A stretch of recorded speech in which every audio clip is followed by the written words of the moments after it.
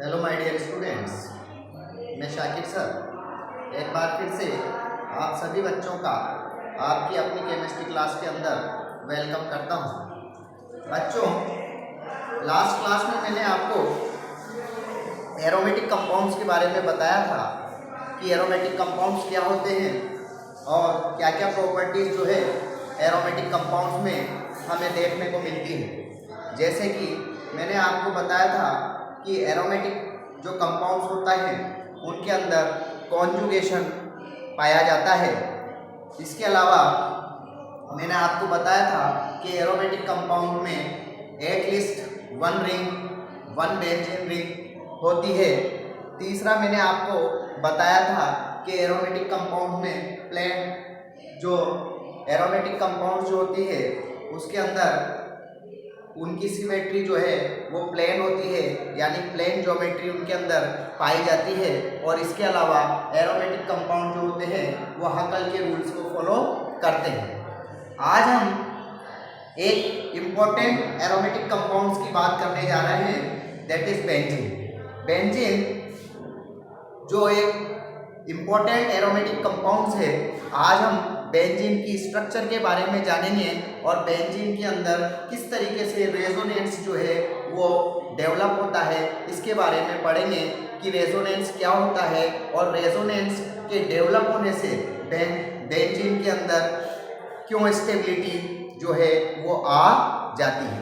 तो स्टार्ट करते हैं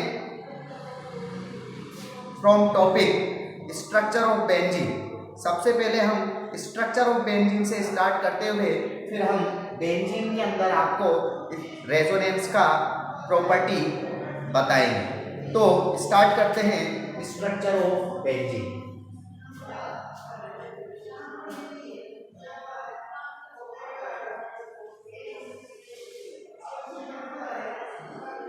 बेंजीन की जो स्ट्रक्चर है, तो benzene was isolated by Michael Faraday in 1825.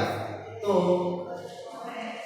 isolated by Michael Faraday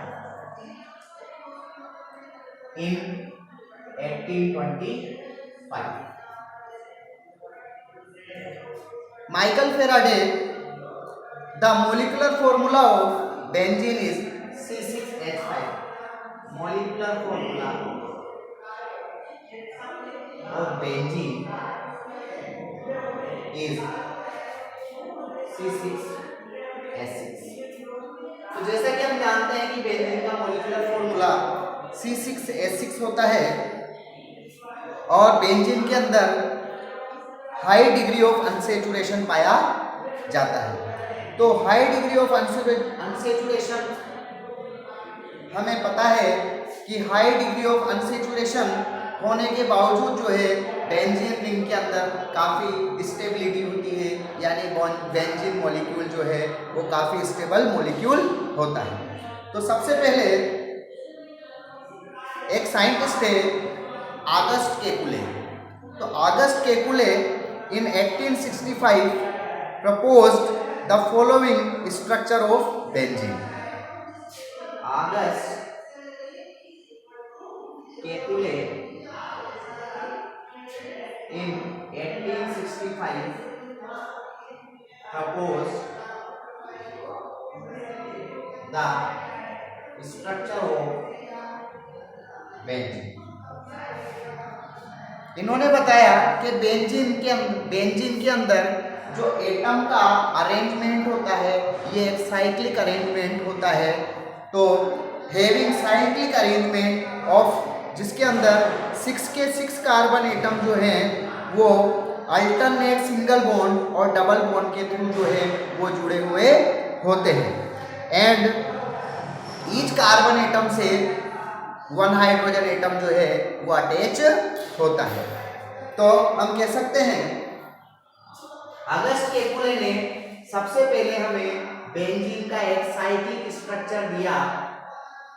और साइक्लिक स्ट्रक्चर अगर हम बेंजीन का देखते हैं तो बेंजीन का साइक्लिक स्ट्रक्चर कुछ इस तरीके से दिखाई देता है।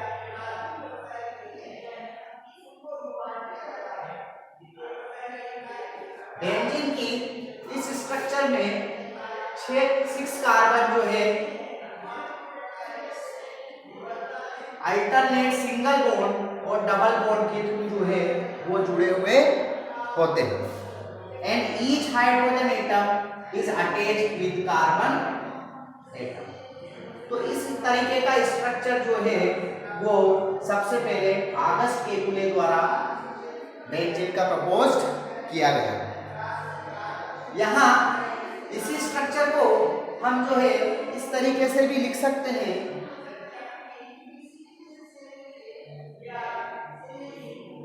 अगर हम इसका बॉन्ड लाइन स्ट्रक्चर बनाते हैं बेंजीन रिंग का, तो बेंजीन रिंग का बॉन्ड लाइन स्ट्रक्चर कुछ इस तरीके से दिखाई देता है। This is double bond, this is double bond and this is double bond. तो इस तरीके का बेंजीन रिंग का जो है हमें स्ट्रक्चर दिखाई देता है। और हम इसका स्ट्रक्चर एक्चुअल में बेंजीन रिंग के अंदर जो है 3 अल्टरनेट डबल बॉन्ड पाए जाते हैं। 3 अल्टरनेट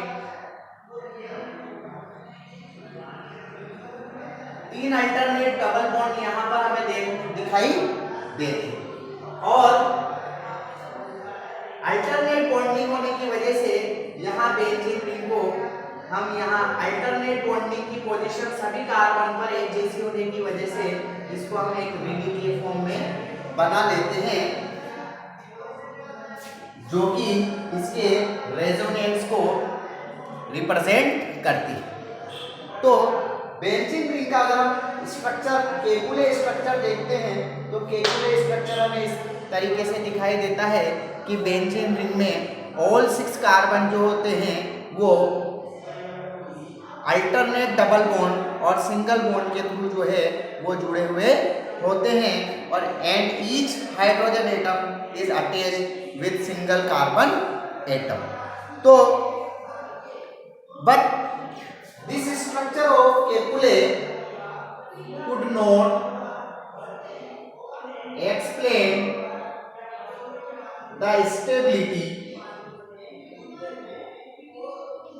of benzene molecule। यानी ये जो स्ट्रक्चर थी बेंजीन की स्टेबिलिटी को एक्सप्लेन नहीं कर सके। तो एक्चुअल में स्ट्रक्चर तो ठीक थी, लेकिन तो बाद में इस बेंजीन मॉलिक्यूल्स के अंदर इसकी स्ट्रक्चर को बताया गया कि बेंजीन के अगर हम स्ट्रक्चर बनाते हैं तो इसकी एक स्ट्रक्चर ना होकर इसकी मिनिमम 2 स्ट्रक्चर बनती है। और ये दोनों स्ट्रक्चर जो है इसकी रेजोनेटिंग स्ट्रक्चर कहलाती है। और इसका मतलब जहां भी हम रेजोनेटिंग स्ट्रक्चर की बात करते हैं तो हम कहते हैं कि बेंजीन की ये जो सिंगल स्ट्रक्चर है ये बेंजीन की सारी प्रॉपर्टी को, all the properties of benzene could not explain by the single structure of this benzene. तो हमने बाद में पाया गया कि बेंजीन की एक से ज्यादा स्ट्रक्चर बनती है। तो बेंजीन की एक से ज्यादा स्ट्रक्चर किस तरीके से दिखाई देती है उसकी हम बात कर लेते हैं।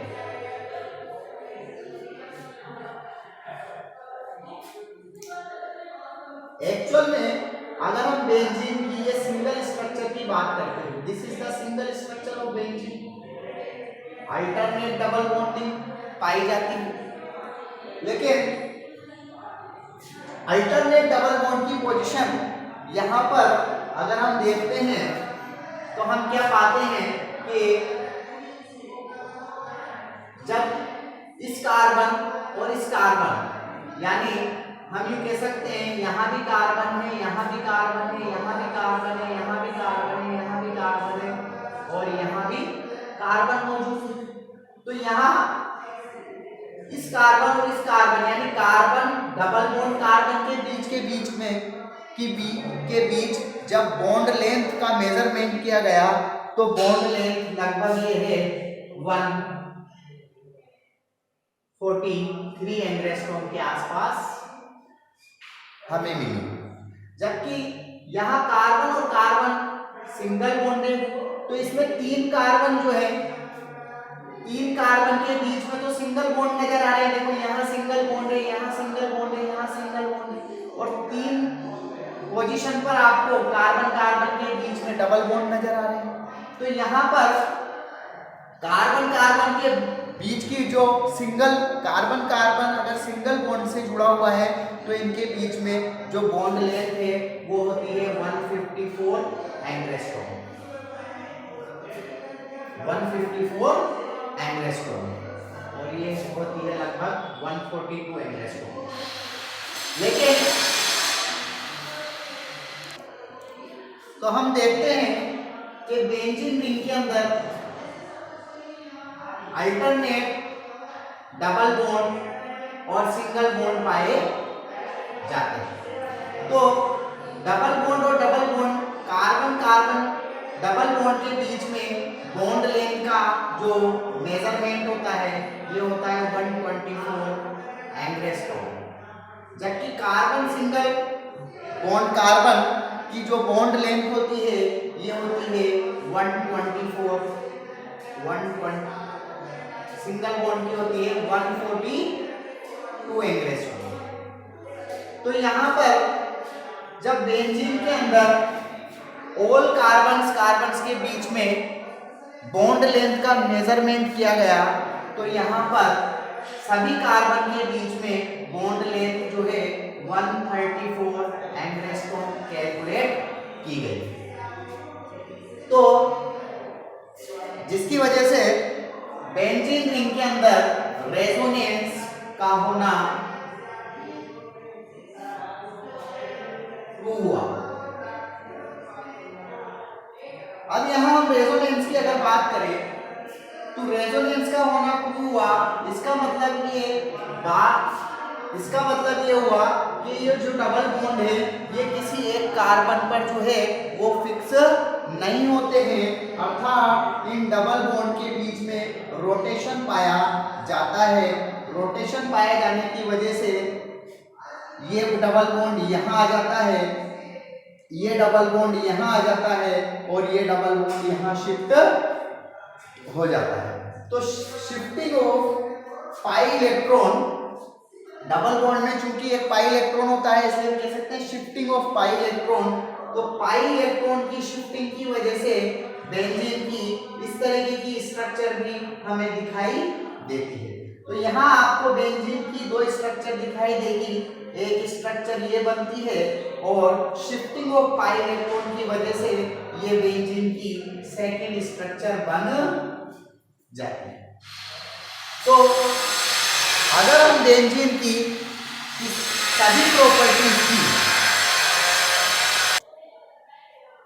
तो अगर हम बेंजीन की सभी प्रॉपर्टीज, उसकी सारी फिजिकल और केमिकल प्रॉपर्टीज किसी एक स्ट्रक्चर से बताना चाहते हैं तो इट इज इम्पॉसिबल, ऐसा होना संभव नहीं है। अगर हमें बेंजीन की सभी प्रॉपर्टीज चाहिए तो हमें इसकी सारी की सारी जो प्रॉपर्टीज है ये इसकी 2 रेजोनेटिंग स्ट्रक्चर का कॉम्बिनेशन होती है। यानी किसी भी एक स्ट्रक्चर के थ्रू में बेंजीन की जो है सारी की सारी प्रॉपर्टीज को एक्सप्लेन नहीं कर सकता। अगर मुझे इसकी सारी प्रॉपर्टीज को एक्सप्लेन करना है तो I have need 2 structure of benzene and these structure of benzene are known as resonating structures. These are called resonating structures.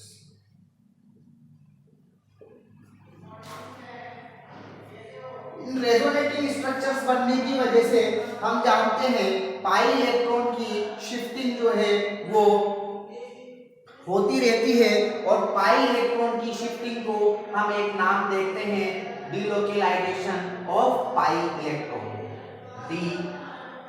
डिलोकेलाइजेशन of pi electron. तो बेंजीन या ऐसे मॉलिक्यूल जिनके अंदर डीलोकेलाइजेशन ऑफ पाई इलेक्ट्रॉन पाया जाता है। जनरली ऐसे molecule की सारी प्रॉपर्टी किसी एक स्ट्रक्चर से एक्सप्लेन नहीं कर उसकी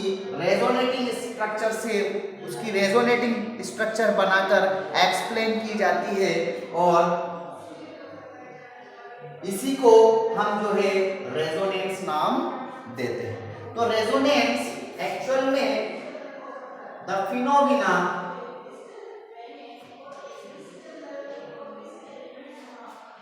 in by which we can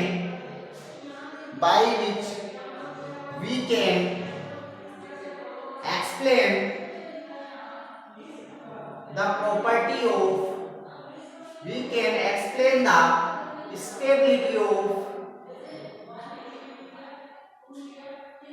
any molecules।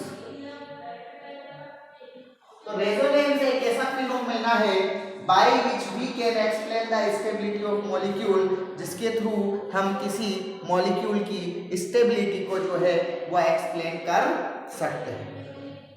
और रेजोनेंस होने के लिए जब भी किसी मॉलिक्यूल्स के अंदर रेजोनेंस होने के लिए उसका रेजोनेटिंग स्ट्रक्चर बनना जरूरी है, क्योंकि जब किसी एक मॉलिक्यूल की सारी प्रॉपर्टी किसी एक स्ट्रक्चर के द्वारा हम एक्सप्लेन नहीं कर पाते हैं तो ऐसी कंडीशन में हम उसकी एक से अधिक स्ट्रक्चर्स बनाते हैं जिन्हें हम रेजोनेटिंग स्ट्रक्चर कहते हैं।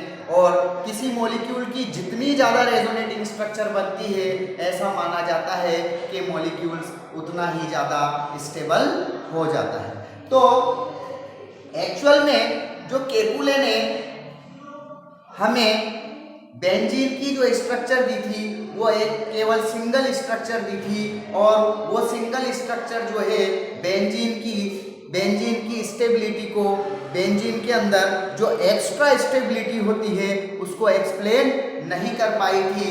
But after some time scientist लोगों ने बेंजीन के अंदर बताया कि बेंजीन के अंदर एक प्रॉपर्टीज होती है दैट इज कॉल्ड रेजोनेंस, और रेजोनेंस होने की वजह से इसकी स्ट्रक्चर एक ना होकर एक से ज़्यादा स्ट्रक्चर इसकी बनती है।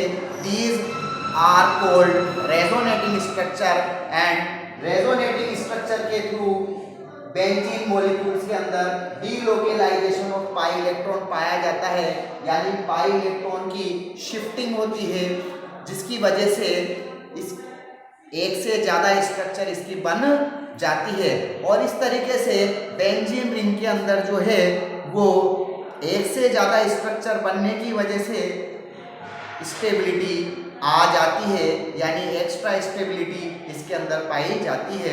तो benzene is a very stable molecule by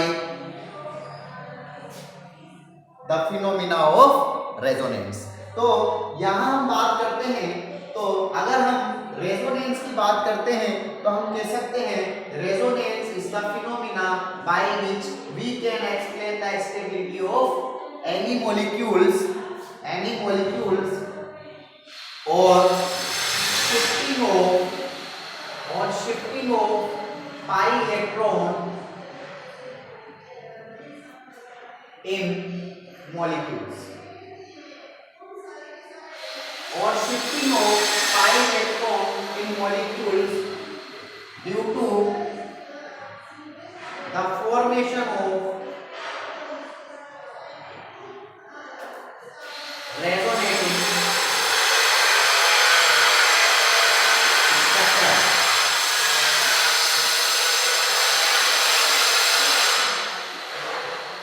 Due to resonating structures।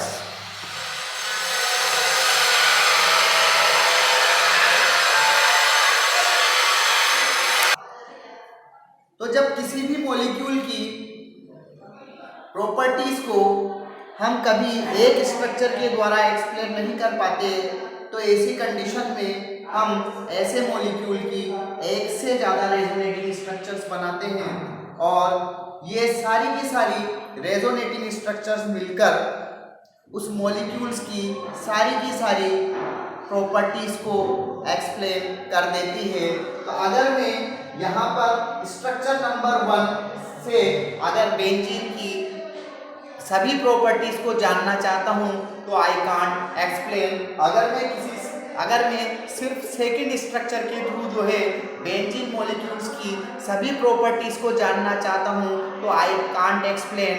But structure number 1 and structure number 2 both are resonating structure के कॉम्बिनेशन से हम जो है बेंजीन मॉलिक्यूल्स की या किसी भी ऐसे मॉलिक्यूल्स की जिसमें रेजोनेंस पाया जाता है उसकी हम सारी की सारी प्रॉपर्टी को एक्सप्लेन कर सकते हैं। तो this phenomena is called to resonance. और जब हम इस तरीके से बेंजीन मॉलिक्यूल्स के अंदर जब पाई इलेक्ट्रॉन की शिफ्टिंग करते हैं तो यहाँ ये बॉन्ड यहाँ शिफ्ट हो जाता है, ये बॉन्ड ऐसे शिफ्ट हो जाता है और ये बॉन्ड इस तरीके से शिफ्ट हो जाता है। तो शिफ्टिंग ऑफ पाई इलेक्ट्रॉन जो है वो सभी जगह सभी कार्बन पर इक्वल होने की वजह से जब बॉन्ड लेंथ का मेजरमेंट किया गया तो बॉन्ड लेंथ का मेजरमेंट जो है वो इन सबका एवरेज निकल कर आया, यानी डबल बॉन्ड के बीच में बॉन्ड लेंथ 124 और सिंगल बॉन्ड के बीच में बॉन्ड लेंथ 142.662 यानी। और इसका जब हम एवरेज लेते हैं तो ये एवरेज हमारे पास निकल कर आ गया 134 एंगस्ट्रॉम। तो इस तरीके से हम जान सकते हैं कि बेंजीन के अंदर रेजोनेंस मौजूद है और रेजोनेंस होने की वजह से एक्चुअल में इसकी एक सिंगल स्ट्रक्चर ना बनकर एक से ज्यादा स्ट्रक्चर बनती है। Due to this reason carbon carbon के बीच में जो सभी कार्बन कार्बन के बीच में जो बॉन्ड लेंथ पाई गई दैट इज 134 एंगस्ट्रॉम, वो 134 एंगस्ट्रॉम थी। तो इसने बताया इस बॉन्ड लेंथ की इस वैल्यू ने हमें यह बताया कि बेंजीन मॉलिक्यूल्स के अंदर स्टेबिलिटी या हम कह सकते हैं बेंजीन मॉलिक्यूल के अंदर रेजोनेंस पाया जाता है और ड्यू टू रेजोनेंस बेंजीन के अंदर स्टेबिलिटी डेवलप्ड हो जाती है।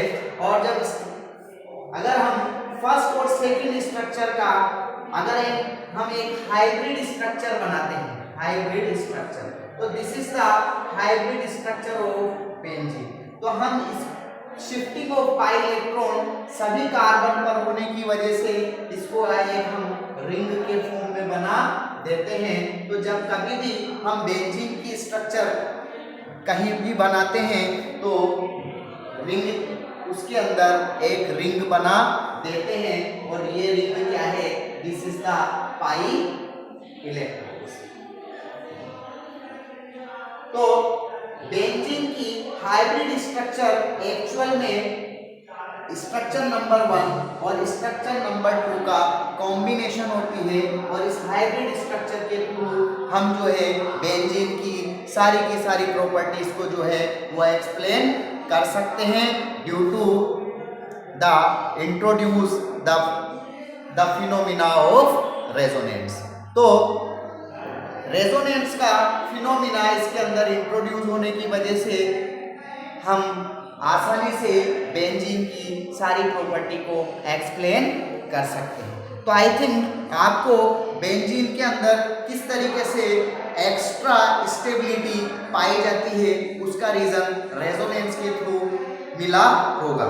तो रेजोनेंस एक ऐसा फिनोमिना है जो अगर किसी भी मॉलिक्यूल्स के अंदर मौजूद होता है तो उस मॉलिक्यूल्स के अंदर बहुत ज़्यादा स्टेबिलिटी आ जाती है और अगर किसी चीज़ के अंदर मोर स्टेबिलिटी पैदा हो जाती है तो हम कह सकते हैं कि उसकी रिएक्टिविटी कम हो जाती है, क्योंकि रिएक्टिविटी स्टेबिलिटी का अपोजिट होती है। अगर स्टेबिलिटी बढ़ती है तो रिएक्टिविटी जो है वो डाउन हो जाती है।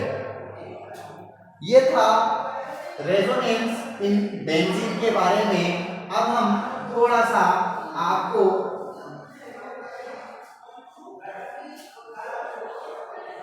रेजोनेंस इन बेंजीन की की बात करने के बाद हम बेंजीन को जनरली इस तरीके से लिख देते हैं और यहाँ हम एक रिंग बना देते हैं ड्यू टू रेजोनेंस। या हम सपोज करो क्लोरीन लगा देते हैं तो केला नाम हो जाता है क्लोरो बेंजीन। तो बेंजीन के हम जो है कई सब्स्टिट्यूट बना सकते हैं। बेंजीन खुद एक एरोमेटिक कंपाउंड से और इससे हम काफी सारे इसके डेरिवेटिव्स बना सकते हैं, जैसे कि क्लोरोब्रोमेंजीन, ब्रोमोबेंजीन,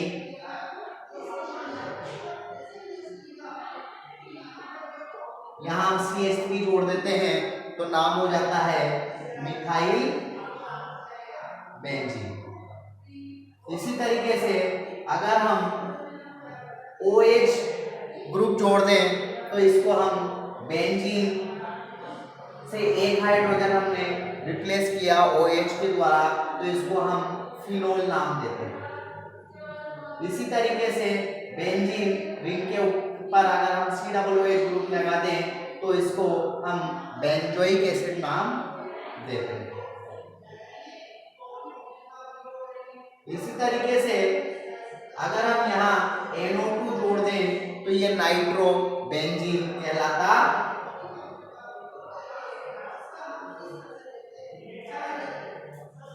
इसी तरीके से यदि हम यहाँ पर दो क्लोरीन या दो ब्रोमीन या दो सेम ग्रुप अगर इसकी 1 और 2 पोजीशन पर लगा देते हैं तो ये नाम कहलाता है, ये बनता है 1,2 डाइक्लोरो बेंजीन। 1,2 डाइक्लोरो बेंजीन और 1,2 पोजीशन को हम जनरली ऑर्थो बोलते हैं तो इसको हम ऑर्थो डाइक्लोरो बेंजीन भी लिख सकते हैं। इसी तरीके से अगर हम बेंजीन रिंग की किसी यहाँ ब्रोमीन जोड़ देते हैं और यहाँ भी ब्रोमीन जोड़ देते हैं तो जब दो सेम ग्रुप जो है हम बेंजीन रिंग के 1 और 3 पोजीशन पर जोड़ देते हैं तो नाम बन जाता है 1,3 डाइब्रोमो बेंजीन। 1,3 डाइब्रोमो बेंजीन और 1,3 पोजीशन को हम जनरली मेटा नाम देते हैं तो इसका नाम हो गया मेटा डाइब्रोमो बेंजीन। इसी तरीके से बट ये हमारा IUPAC नाम है और ये हमारा कॉमन नेम है। इसी तरीके से अगर हम सपोज करो हमारे पास कोई बेंजीन है और बेंजीन के 1 और 4 पोजीशन पर जिसको हम यहाँ CH3 जोड़ देते हैं और यहाँ भी हम CH3 लगा देते हैं तो बेंजीन की दो अपोजिट पोजीशन पर या ऐसा कह सकते हैं 1 2 3 4 तो 1-4 पोजीशन पर अगर सेम ग्रुप जोड़ दिए जाते हैं, सेम ग्रुप अगर बेंजीन की 1-2 पोजीशन या 1-3 पोजीशन या 1-4 पोजीशन पर सेम ग्रुप जोड़ दिए जाते हैं तो ऐसी कंडीशन में हम इसको पेरा नाम देते हैं तो इसका नाम हो जाता है 1,4 डाइमिथाइल बेंजीन या पेरा डाइमिथाइल बेंजीन। तो हम इसको लिख सकते हैं 1,4 डाइमिथाइल बेंजीन और पेरा डाइमिथाइल